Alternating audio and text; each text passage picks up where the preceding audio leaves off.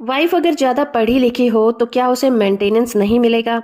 कुछ इसी तरह का मामला आया था मध्य प्रदेश हाई कोर्ट में।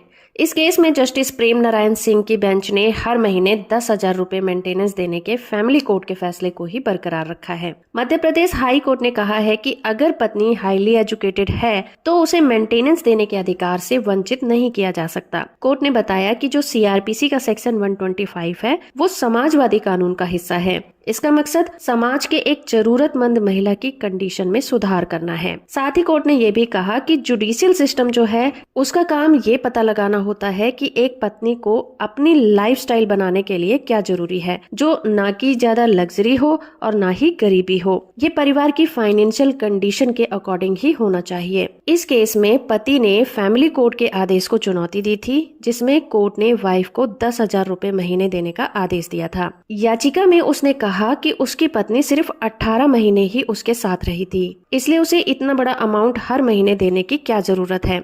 उसने कोर्ट को ये भी बताया कि उसकी वाइफ के पास एमबीए की डिग्री है और वो हर महीने 28,000 रुपए कमाती है, जबकि पति की इनकम सिर्फ 20,000 रुपए है।